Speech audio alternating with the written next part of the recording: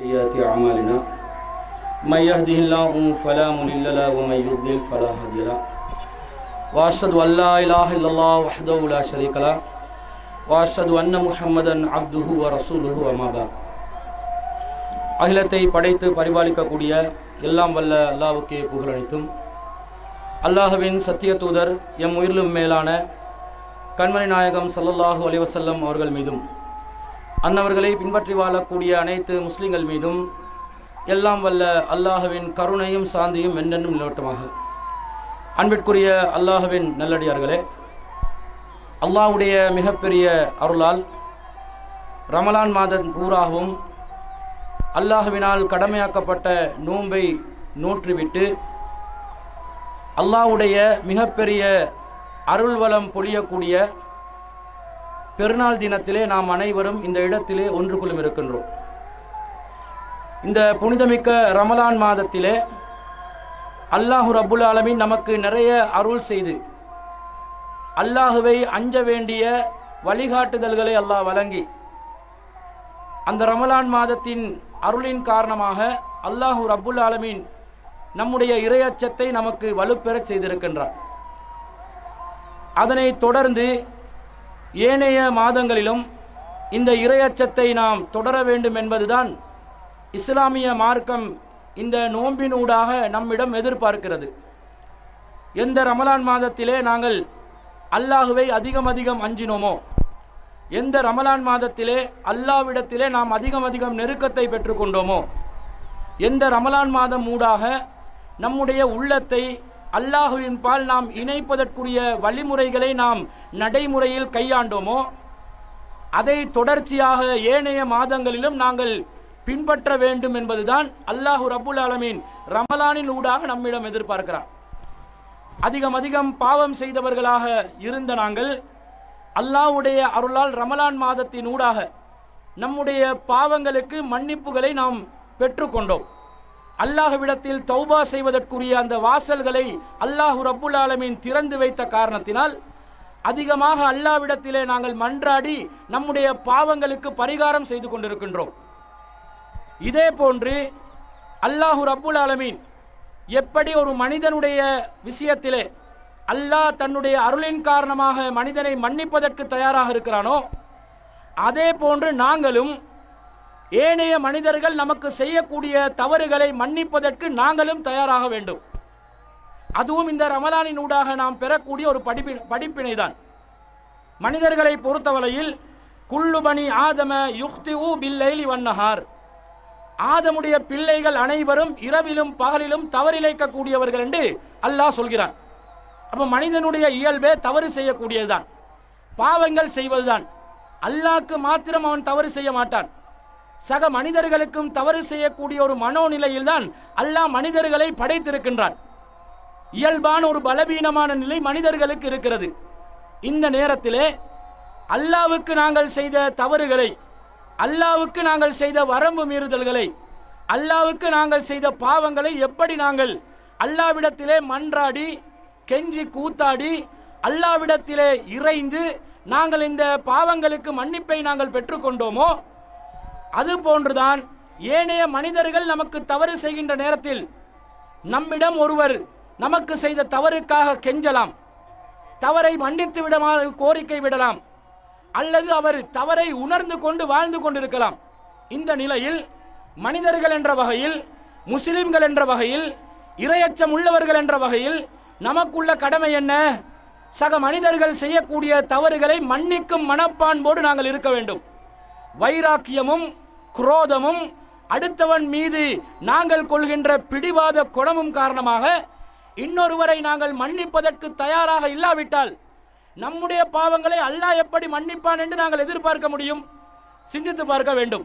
ஏனென்றால் நாங்களும் பிறருக்கு தவறு செய்பவர்கள். நான் ஒருவருக்குமே தவறு செய்யாமல் அடுத்தவன் எனக்கு தவறு செய்யும் போது நான் ரோசம் கொண்டால் என்னுடைய ரோசத்திலே ஒரு நியாயம் இருக்கும். நானே தவறு செய்யக்கூடியவன், நானே தவறுக்கு அப்பாற்பட்ட நிலையில் அல்லாஹ் என்னை அமைக்கவில்லை. என்னுடைய கரத்தால் எனது குடும்பம் சில வேளை பாதிக்கப்படுவார்கள், சக நண்பர்கள் பாதிக்கப்படுவார்கள், என்னை சுற்றி இருக்கக்கூடிய சமூகம் பாதிக்கப்படலாம். இப்படியெல்லாம் இருக்கக்கூடிய நிலையில் நான் இருக்கும் பொழுது இன்னொருவர் எனக்கு தவறு செஞ்சா நான் மன்னிக்கவே மாட்டேன், நான் பிடிவாதமா நிற்பேன், நான் வரட்டு கௌரவத்தோட அந்த பாவங்களை அவன் செய்யக்கூடிய தவறுகளை நான் ஒருபோதும் மன்னிக்க மாட்டேன் என்று நினைப்பது எந்த வகையில் நியாயமாக இருக்கிறது? சிந்திக்க கடமைப்பட்டிருக்கின்றோம். அல்லாஹ் ரப்புல் ஆலமீன் பொதுவாகவே நமக்கு என்ன சொல்றான் தெரியுமா? அல்லாஹ்வுடைய கட்டளை, ஹுதில் அஃப்வ, பெருந்தன்மையை மேற்கொள்ளுங்கள், வஅமுர் பில் உர்ஃபி வஅரில் அனில் ஜாஹிலீன், நல்லதை ஏவுங்கள், மடையர்களை அலட்சியம் செய்யுங்கள். அல்லாஹ் சொல்கிறான்.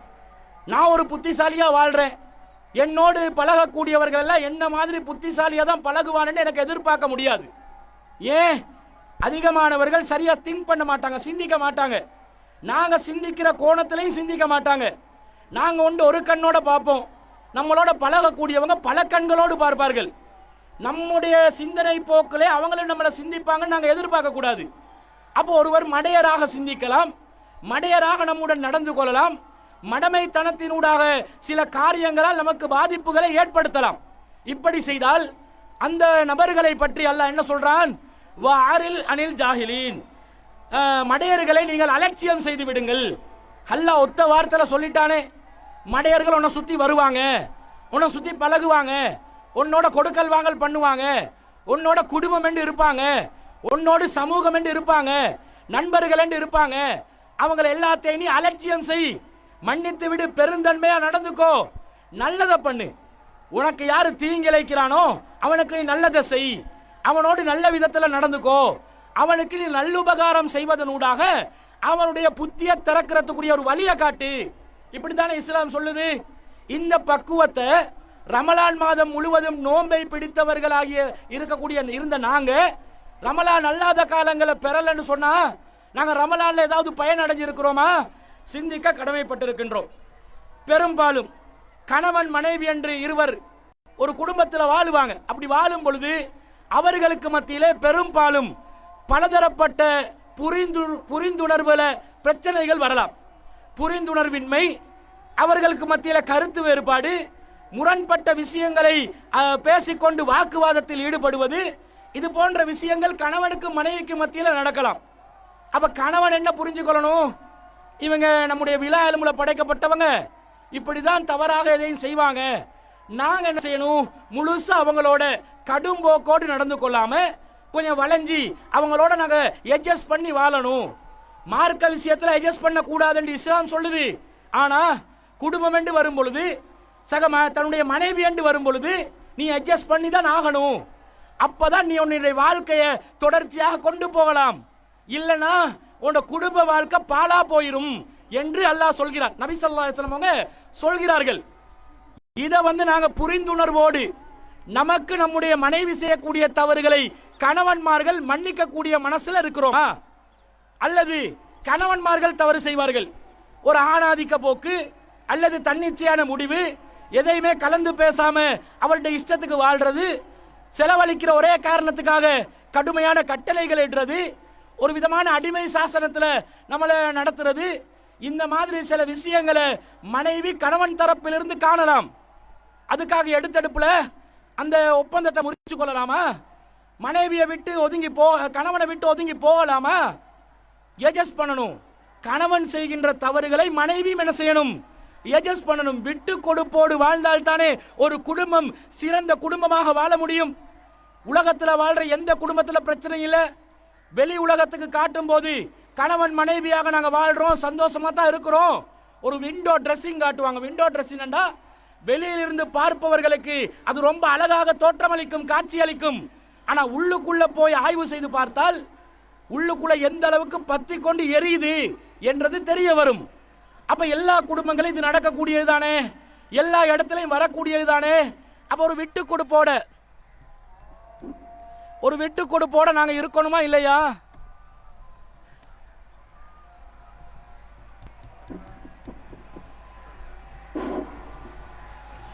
ஒரு விட்டு கொடுப்போட நாங்க இருக்கணுமா இல்லையா? இருக்கணும் என்று அல்லாஹ் சொல்கிறான். எப்படி சொல்றான்? வைனிம்ராத்துன் ஹாஃபத் மின் பாலியஹா நுஷூசன், தன் கணவனிடம் பிணக்கையோ அவ் ஏராளன் புறக்கணிப்பையோ ஒரு மனைவி கண்டால் ஃபலா ஜுனாஹா அலைஹிமா ஐ யுஸ்லிஹா பைனஹுமா சுல்ஹா, அந்த ரெண்டு பேருக்கு மத்தியில்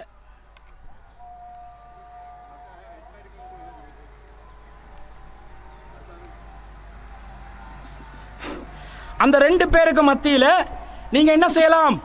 அழகான முறையில் நீங்க சமரசம் செய்து கொள்வதில் தவறு கிடையாது. அல்லாஹ் சொல்கிறான். கணவன் மனைவியை புறக்கணிக்கிறான், அல்லது மனைவியோட ஒரு பிணக்கு ஏற்படுது, சர்ச்சை ஏற்படுது. இந்த மாதிரி சூழ்நிலையில நீங்க என்ன செய்யலாம்? ரெண்டு பேரும் ஃபலா ஜுனாஹ அலைஹிமா, உங்க ரெண்டு பேர் மீது குற்றம் இல்லை. ஐ யுஸ்லிஹா பைனஹுமா, ரெண்டு பேரும் பேசி அட்ஜஸ்ட் பண்ணுங்களே, ரெண்டு பேரும் இணக்கமா இருக்கிறதுக்கு வழியை காணுங்களே. எதுக்கு நீங்க சண்டை பிடிக்கிறீங்க? எதுக்கு சச்சரவை தொடர்ச்சியாக நீங்க எடுத்துட்டு போறீங்க? அட்ஜஸ்ட் பண்ணுங்கன்றான். இல்ல அப்படி அட்ஜஸ்ட் பண்ண விருப்பம் இல்லையா? அழகான முறையில் பிரிந்து கொள்ளலாம். ஆனா அல்லாஹ் என்ன சொல்கிறான்? வஸ்ஸுல்ஹு கைர், நீங்கள் இணைந்து வாழ்வதுதான் சிறந்தது. ஏன் இந்த மனைவி சரியில்லைன்னு கணவன் ஏதாவது காரணம் சொல்லி இந்த மனைவியோட பல காலம் வாழ்ந்தாச்சு, இப்ப வேண்டாத பொண்டாட்டி ஆகிட்டா, கைப்பட்டாலும் குத்தம் கால் பட்டாலும் குத்தம் என்று ஆகும் பொழுது மனைவி மீது 10,000 குற்றச்சாட்டுகளை வச்சு எப்படியோ மனைவியை புறக்கணிப்பதற்கோ அலட்சியம் செய்வதற்கோ காரணங்களை தேடலாம். ஆனா அல்லாஹ் என்ன சொல்றான்? இணைஞ்சி வாழப்பா. ஏன் தெரியுமா? நீ இன்னொருத்திய திருமணம் பண்ணுவாயே, அந்த மனைவி நீ எதிர்பார்க்கிற மாதிரி மொத்தமா கிடைக்குமா? 100% வருவாளா? வரமாட்டாங்க. அடுத்த மனைவியோட வாழ்ந்து காலம் கழியும் போது விளங்கும், படுறோமப்பா பாடு, ஏற்கனவே வாழ்ந்தவங்களோட நல்லா வாழ இருந்துச்சே என்று அனுபவத்தில் சொல்லுவாங்க. பல பேர் நம்மிடம் சொல்லிக் கொண்டும் இருக்கிறார்கள். அதனாலதான் அல்லாஹ் கூட என்ன சொல்றான்? வஸ்ஸுல்ஹு கைர், ரெண்டு பேரும் இணைஞ்சு வாழுங்கப்பா, பரவாயில்ல, அது நல்லது என்று அல்லாஹ் சொல்கிறான். ஆனா அல்லாஹ் இந்த குடும்பத்தில் பிரச்சனை வருவதற்கு காரணமாக அடிப்படையாக இருக்கக்கூடிய ஒரு விஷயத்தை அல்லாஹ் சொல்கிறான். மனிதனுக்கு இயல்பாகவே கஞ்சத்தனம் ஏற்படுத்தப்பட்டுள்ளது. அதிகமான குடும்ப பஞ்சாயத்துகளுக்கு காரணம் என்ன தெரியுமா? கஞ்சத்தனம், பிசினாக செயல்படுவது, கையை விரிக்காம எச்சி கையால காக்கா வரட்டாம சில கணவன்மார்கள் வாழ்ந்து கொண்டிருப்பார்கள். மனைவிக்கு செலவழிக்க கடமைப்பட்ட கணவன் தன்னுடைய மனைவிக்கு செலவழிப்பதற்கு யோசிக்கிறான், கஞ்சத்தனமா நடக்கிறான், பலாயிரக்கணக்கான கேள்விகளை கேட்கிறான். இதனால உங்களுக்கு மத்தியில் அண்டர்ஸ்டாண்டிங் பிரச்சனை வரலாம். அதனால தான் அல்லாஹ் தஆலா அடுத்ததாக சொல்கிறான், மனிதனுக்கு இயல்பாகவே கஞ்சத்தனம் ஏற்படுத்தப்பட்டுள்ளது. மனைவியாக இருந்தாலும் சரி, நீங்களும் கஞ்சத்தனமா நடக்கக்கூடாது. கணவன் தாராள மனசோடு இருக்கும் பொழுது அந்த தாராளத்தன்மையை நீங்களும் புரிந்து கொண்டு கணவனுடைய குடும்பத்துக்கு வழங்குவதையோ அல்லது உங்களுடைய குடும்பத்துக்கு வழங்குவதையோ நீங்கள் கஞ்சத்தனமாக அதை பிடிச்சு இருக்கக்கூடாது என்றதை அல்லாஹ் தஆலா சொல்கிறானா இல்லையா? சொல்கிறான். அந்த நிலையில கணவன் மனைவிமார்கள் இல்லாததனால தான் நிறைய குடும்பங்கள்ல பஞ்சாயத்து நடக்குது. அப்ப நமக்கு கணவனுக்கு மனைவி தவறு செய்வதாக இருந்தாலும் மனைவிக்கு கணவன் தவறு செய்வதாக இருந்தாலும் விட்டு கொடுப்போட நீங்க வாழணும் என்று அல்லாஹ் சொல்கிறான். எந்த அளவுக்கு அல்லாஹ் சொல்றான் தெரியுமா? முஸ்லிம் சமூகம் இஸ்லாமிய அரசாங்கத்தை வைத்துக் கொண்டிருக்கக்கூடிய நேரத்தில் எதிரி அணிகள் படைகளை திரட்டி ஆயுதங்களை ஏந்தி முஸ்லிம்களுக்கு எதிராக போர் செய்வதற்கு வருகிறார்கள். அந்த நேரத்தில் போர்க்களத்தில் முஸ்லிம்களும் எதிரிகளை முகம் கொடுப்பதற்கு தயாராக இருக்கிறார்கள். போர் என்று சொன்னா ரொம்ப சிரமமானது, ரொம்ப கஷ்டமானது, அதுல ஜெயிச்சு வர்றதெல்லாம் சாதாரண விஷயம் கிடையாது. இப்படிப்பட்ட சூழ்நிலையில அல்லாஹ் என்ன சொல்றான் தெரியுமா? களத்துக்கு இறங்கினதனால எதிரியை வீழ்த்தி விட்டு தான் திரும்ப வேண்டும் என்றது இல்ல.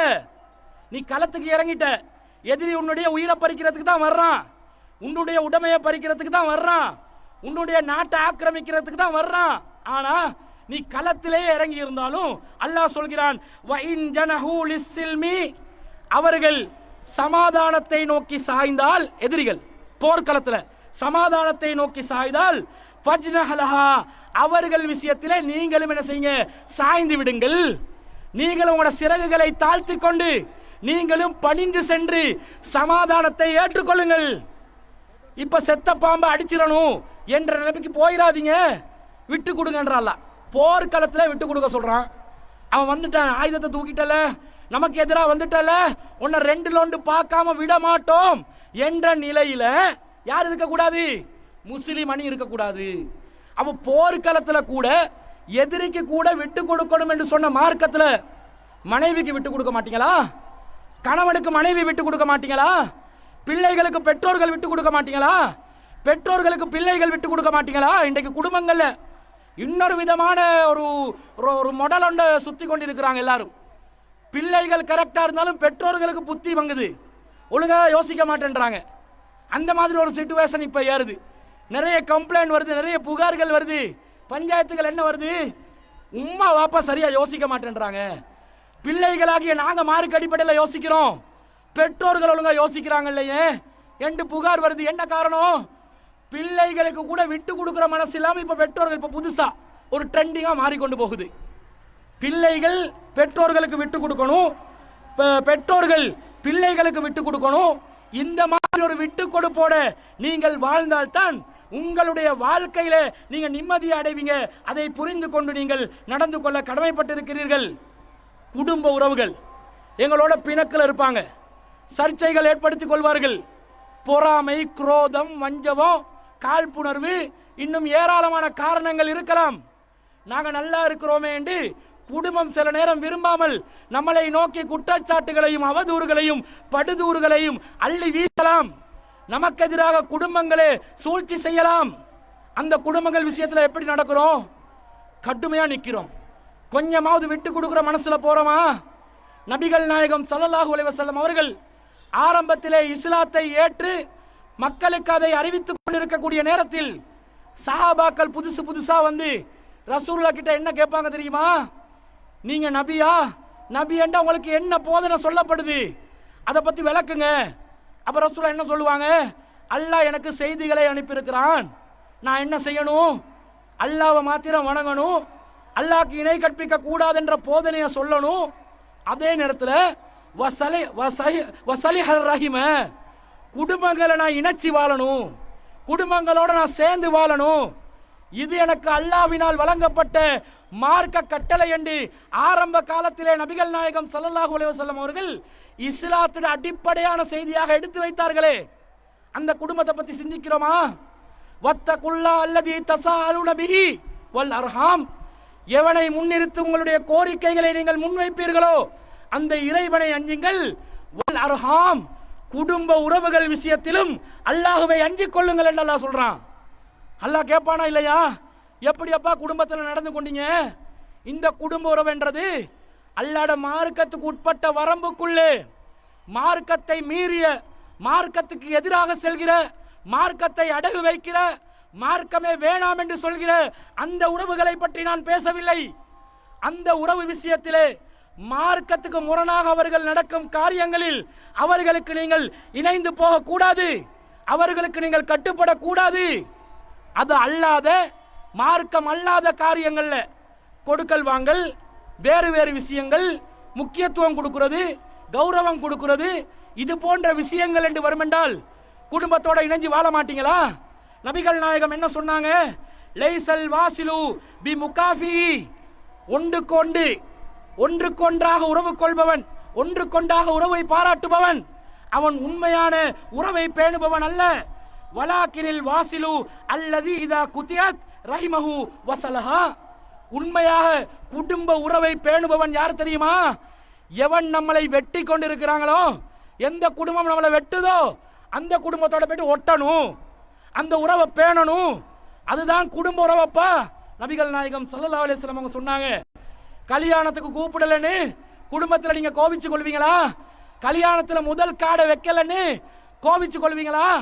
அல்ஹாஜ் கல்யாண காட்டில் போடலன்னு கோபிச்சு கொள்வீங்களா? கத்தம் பாத்தியாக்கு கூப்பிட்டா வரலன்னு கோபிச்சு கொள்வீங்களா? கோபிக்க கூடாது.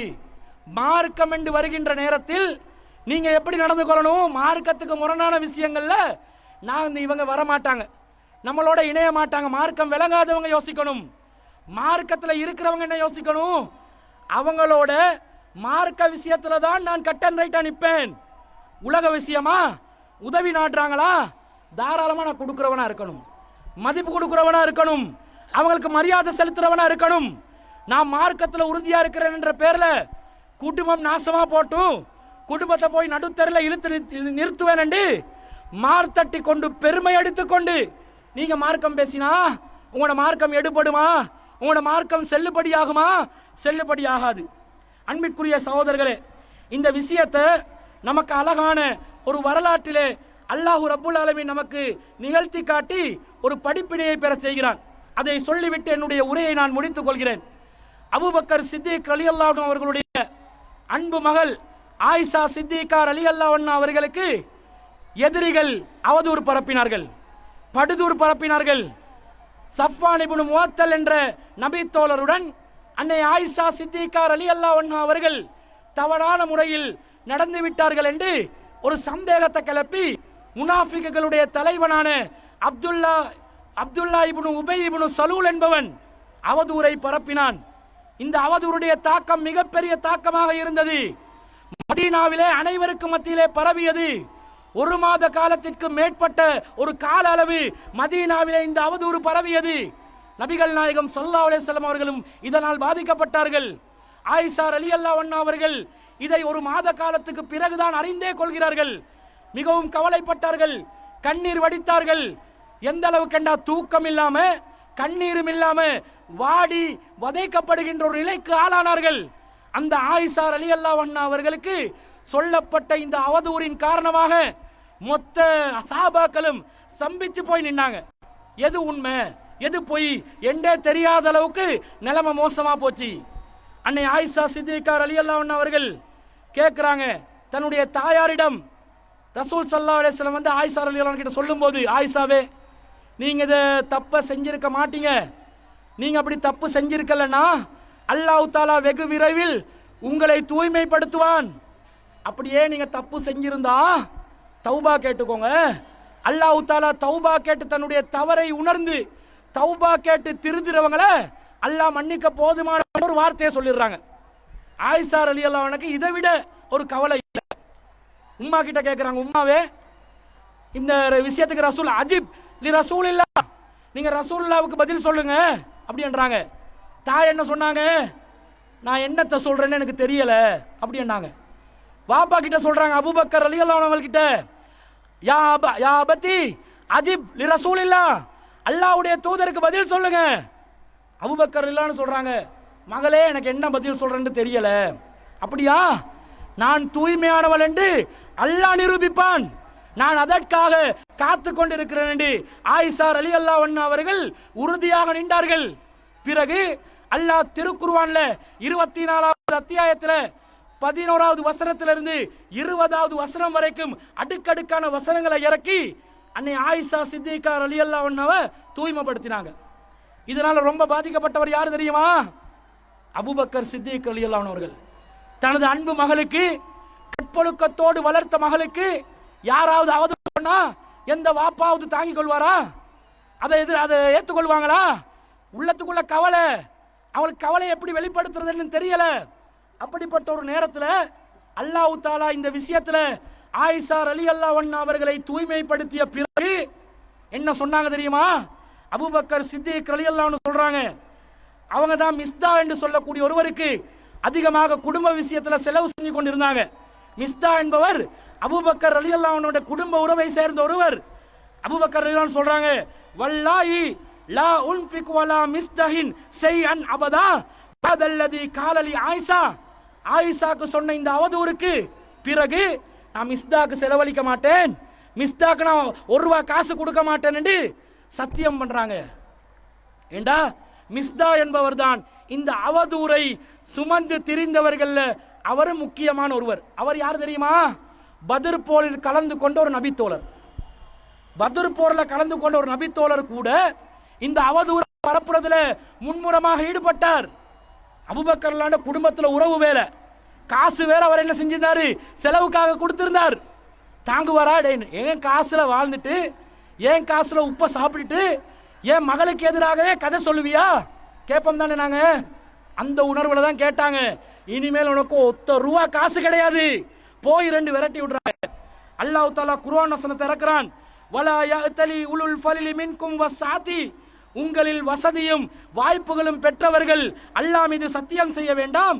ஐயூது உலில் குர்பா வல் மசாகீன வல் முஹாஜிரின ஃபீ சபீலில்லாஹ், உறவுகளுக்கும் மிஸ்கீன்களுக்கும் அல்லாஹ்வின் பாதையில் ஹிஜ்ரத் செய்து வந்தவர்களுக்கும் செலவழிக்க மாட்டேன் என்று சொல்லி சத்தியம் செய்ய வேண்டாம். வல் யாஃபு வல் யஸ்ஃபஹு, அலட்சியம் செய்து மன்னித்து விடுங்கள். அலா துஹிப்பூன ஐ யக்ஃபிரல்லாஹு லக்கும், அல்லாஹ் உங்களுடைய பாவங்களை மன்னிக்க வேண்டும் என்று நீங்கள் விரும்ப மாட்டீர்களா? அல்லாஹ் கேட்கிறான். இவ்வளவு அவதூறு சொன்ன பிறகும் மிஸ்தாக்கு செலவழிக்க மாட்டேன் என்று அபூபக்கர் அவர்களே நீங்கள் சொன்னது தவறு, அவரை மன்னிச்சு விடுங்க, அவர் சொன்னதை அலட்சியம் செய்து விடுங்க. மகளுக்கு அவதூறு கற்பித்தவரை கூட மன்னிக்குமாறு சொன்ன மார்க்கத்தில் நாங்கள் வாழ்ந்து கொண்டிருக்கிறோம். அல்லாஹ் கேட்கிறான், அலா துஹிப்பூன யக்ஃபிரல்லாஹு லக்கும், அல்லாஹ் உங்களுடைய பாவங்களை மன்னிக்க வேண்டும் என்பதை நீங்கள் விரும்ப மாட்டீர்களா? அபூபக்கர் ரலியல்லாஹு அன்ஹு என்ன சொன்னாங்க தெரியுமா? வல்லாஹி இன்னி உஹிப்பு ஐ யக்ஃபிரல்லாஹு லீ, அல்லாஹ் என்னுடைய பாவங்களை மன்னிக்க வேண்டும் என்பதை தான் நான் விரும்புகிறேன். மிஸ்தாவை மீண்டும் போயிட்டு சந்தித்தார்கள். மிஸ்தாவே, இனிமேல் உனக்காக மீண்டும் தொடர்ச்சியாக நான் செலவழித்தே தீருவேன் என்று அபூபக்கர் ரலியல்லாஹு அன்ஹு உடனே தன்னுடைய நிலைப்பாட்டை மாற்றிக் கொண்டார்களே. அன்பிற்குரியவர்களே, நம்மளை சுத்தி தவறு செய்யறவங்க இந்த அளவுக்கு பண்ணியிருக்கிறாங்களா? இந்த அளவுக்கு ரோசம் கொள்ற அளவுக்கா பண்றாங்க? மன்னிச்சிருங்க, அலட்சியம் செய்யுங்க, அவங்கள கண்டுகொள்ளாம விடுங்க. சரி, இனிமேல் இந்த வேலை என்கிட்ட நீ செய்யக்கூடாது, சான்ஸை கொடுங்கப்பா. நீங்க பல பேருக்கு தவறு செஞ்சிருப்பீங்க, அவங்க உங்களை மறுமையில பிடிக்காம இருக்கணும், அவங்க மறுமையில வந்து கேள்வி எழுப்பாம இருக்கணும். உங்களுடைய இந்த மன்னிக்கும் மனப்பான்பை நீங்கள் வளர்த்து கொண்டால் தான் உங்களுடைய தவறுகளை பிறர் மன்னிப்பார்கள். இது நாங்க இந்த ரமலான் ஊடாக பெறக்கூடிய ஒரு படிப்பினை இல்லையா? எவ்வளவோ தவறு செஞ்சு என்னென்னமோ பண்ணி லைலத்துல் கத்ர்ல, அதுவும் குறிப்பா 27ஆம் நாள்ல இரவுல பள்ளிவாசல்ல போய் லைட் எல்லாத்தையும் நூத்துட்டு இருட்டிலே செய்த பாவங்கள், வெளிச்சத்திலே செய்த பாவங்கள், நேத்து செஞ்ச பாவம், நாளைக்கு செய்யக்கூடிய பாவம், திருந்துற ஐடியாவே இல்லை அவங்களுக்கு. நாளைக்கு செய்யக்கூடிய பாவம் எல்லாத்தையும் மன்னிச்சு ரெண்டு மூக்க சீரி சீரி சீரி இமாமுக்கு மட்டும் லைட்டை போட்டு வச்சிருப்பாங்க. ஏண்டா அவர்கிட்ட துவா லிஸ்ட் விளங்கணும். இப்படியெல்லாம் மன்னிப்பு கேட்டா நீங்க மன்னிக்கப்படும் என்று நினைக்கிறீங்க. லைலத்துல் கத்ரண்டா 5 நாளே அடையணும், அது தனி விஷயம். ஆனா நீங்க என்ன நினைக்கிறீங்க? ஏன் பள்ளிவாசல்கள் அப்படி செய்யறாங்க? இப்படியெல்லாம் பண்ணினாலும் அல்லாஹ் மன்னிப்பான். நீங்க என்ன பண்ணினாலும் அல்லாஹ் உங்களை மன்னிக்கணும். உங்களுக்கு யாராவது ஏதாவது பண்ணினா மன்னிக்கவே மாட்டீங்க, உறுதியாவே நிற்பீங்க, அடம் பிடிப்பீங்க, அவங்களை அலட்சியம் செய்யவே மாட்டீங்க, கராரா நிற்பீங்கன்னா என்ன நியாயம் இருக்கிறது?